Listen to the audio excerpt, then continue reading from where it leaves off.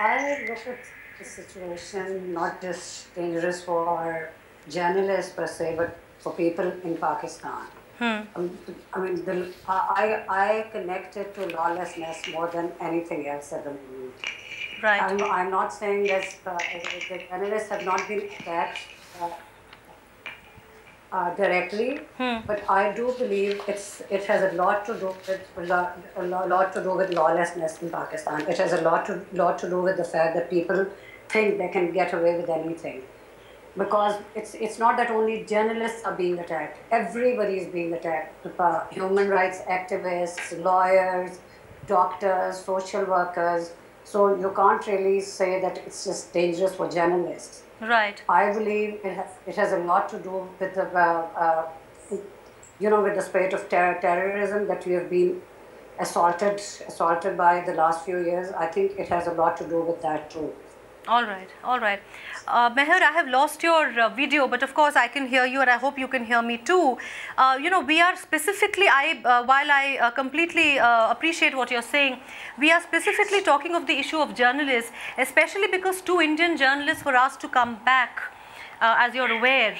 And we were talking of the way forward. We were talking of how, as journalists from both these countries, who are the sane, rational voices, who are not bowing down to different kinds of the multi-layered and the multi-nuanced pressures that you people face in terms of from militants, from political and sectarian groupings, and from the military establishment. What is the way forward, Meher? How can we resolve this as far as journalists and journalism is concerned?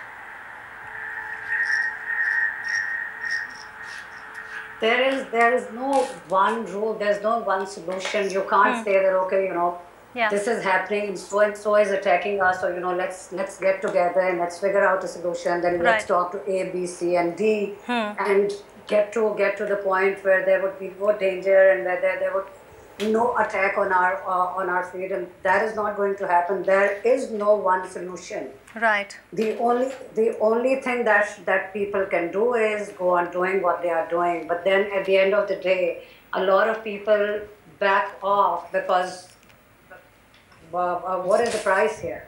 If you feel that you are doing something, if you're writing about stuff that is going to get you a lot of undesirable attention from people who do not want to be talked about, people who do not want their actions to be recognized as crimes by society, by other segments of media, by the international media, by human rights groups. Where do you go from there?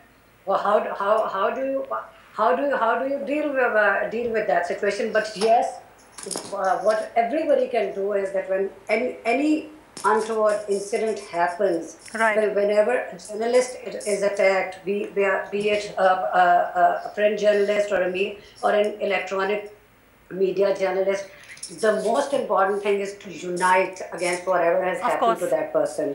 I think that is the most important thing, because and it has to be done without any ifs and buts. You cannot start saying, okay, so and so was doing this and this happened, that happened, and that. You have to be very clear about saying that no, you cannot start attacking people or harming people or killing people in the worst case scenario just because you do not like what is being said. Anything, for instance, it has a lot to do with intolerance. Like, for instance, in the last 2-3 days, there's been a lot of noise in the Indian media about the rapes in India. About the rapes in UP. Now, when you're talking about things which are being said in Indian media, we look at the news, or it's not that Pakistan media is reporting that. And as soon as you start to talk about it, people start to say. So you're talking of a synergy. Even for that.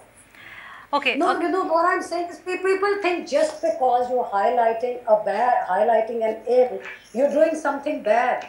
And that's I mean, this is just a small example, but whenever it comes to a casualty of whenever it comes to a journalist who has been harmed simply for doing his or her job, all of us who have some part who are a part of it's the an attack on all of us, isn't it? Anyway, I mean, I used to work for a newspaper. I'm no longer, but Yes, for anything. It's an attack on all of us, I right? read online Mia Farrow, who's one of the most well-known activists.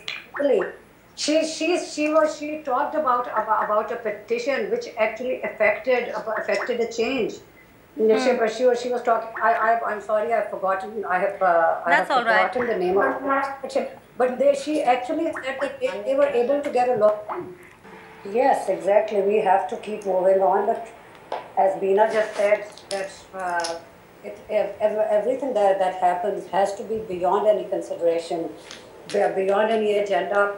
You see a lot of people start to become intolerant about things when they feel Yes. that a certain segment or just a certain in the institution is being talked about or is being investigated. Right. We need to ensure that you see investigate. I think the biggest danger that journalists face Right. they face is when they're in investigative journalism. Right. Obviously, in any profession where things are done which are not supposed to be Yeah. made public, people are going to become very uncomfortable as soon as you start to ask Right. questions. Right. Meher? I asked a cousin of mine in police. It is about a case. It is about a case with one of the most famous, one of the most tragic incidents in Pakistan recently, when Raza Rumi's car was attacked. And I was trying to get some answers from the police, and I gave them 5 questions, and they were normal simple things, and they said, no, we cannot answer you. Exactly. Now, That kind of now, pressure. now if, All right. if this happens to somebody who's not even a hardcore journalist, you can imagine what the real journalists go through. Right. But the important thing is to know what you're doing, to believe in the truth of what you're doing. That is the most important Exactly. thing. It has to be To believe, beyond any agenda. to believe in the truth of what you're doing. Meher Tarar, thank you so Yes. much. Thank you so much.